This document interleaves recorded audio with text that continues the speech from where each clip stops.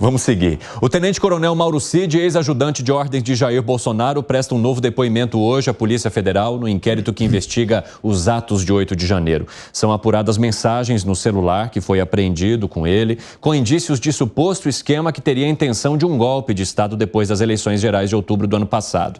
Quero entender de vocês se Mauro Cid tem ou conseguirá contribuir de alguma forma com a Polícia Federal, mais do que ele já contribuiu ao entregar o celular e a polícia acessar todas aquelas mensagens que mostravam que sim, havia uma comunicação ali com muita gente interessada em que Cid pudesse servir de ponte para uma autoridade para que Lula não assumisse o cargo de presidente da República, Alan Gani. Olha, Evandro, eu acho que não tem mais nada o que falar. Eu não compro muito essa tese de que aquele esboço resultou de fato, né, no que aconteceu no dia 8 de janeiro. O 8 de janeiro, acredito que algumas pessoas invadiram ali, tá errado, a gente já falou várias vezes, invadiram por uma manifestação, né, uma manifestação super errada, um vandalismo, e outros acreditaram, compraram aí o discurso de alguns políticos e de alas do Exército, que se eles invadissem, o Exército ia fazer alguma coisa. Mas não que houvesse algo concreto planejado, Evandro, né? Você não dá um golpe sem armas. Você também daria o golpe antes do dia 8 de janeiro. Seria muito mais fácil em dezembro ainda, onde o governo ainda era governo Bolsonaro. Por isso que isso não faz sentido para mim. O Gustavo Segré, o ex-presidente Jair Bolsonaro disse que o celular de Mauro Cid era um muro de lamentações de pessoas próximas ao governo, por isso que tinha tanta coisa lá. Cola para você? Mas tá certo.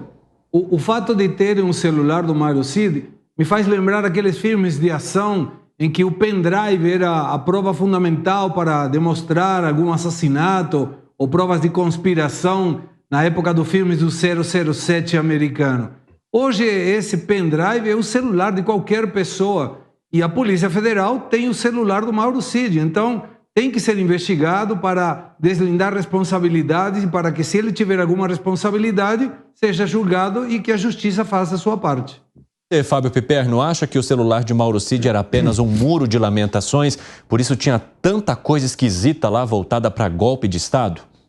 Bom, na verdade, o celular do Mauro Cid virou uma espécie aí de santo grau do golpismo, né? Tem de tudo lá. Hoje, inclusive, a revista Veja publica mais um capítulo, né, do que foi encontrado lá, que foi exatamente um desabafo que a subprocuradora Lindora Araújo fez. Está lá, inclusive, né, um longo texto com muitos ataques que ela fez, por exemplo, ao STF, principalmente ao ministro Alexandre de Moraes, inclusive o acusou de realizar pesca probatória nas muitas diligências ordenadas, principalmente a figuras como Mauro Cid. Então, quer dizer, o Mauro Cid está envolvido em tudo.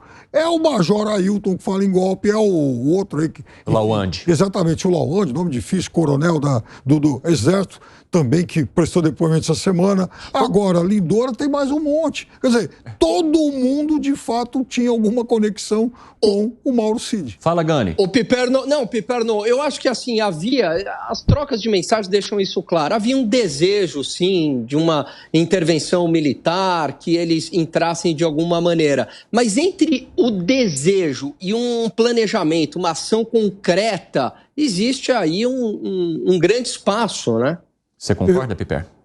O Alan, no caso do Mauro Cid e dessas pessoas que conversaram com ele, eu até, em tese, acho que o seu argumento é bom. Só que tem uma coisa, já que foram identificadas essas conversas, esses diálogos com um personagem que é um ajudante, que foi um ajudante de ordens do presidente da República, ou seja, talvez a pessoa de governo ali mais íntima dele, então é necessário que isso seja investigado com todo rigor, até para saber se ele foi um ajudante de ordens ou das ordens. Gustavo Segré, ajudante de ordens ou das ordens? Eu não sei, a justiça que tem que resolver isso. Claramente é uma pessoa muito próxima do presidente Jair Bolsonaro, mas isso não configura um crime por si.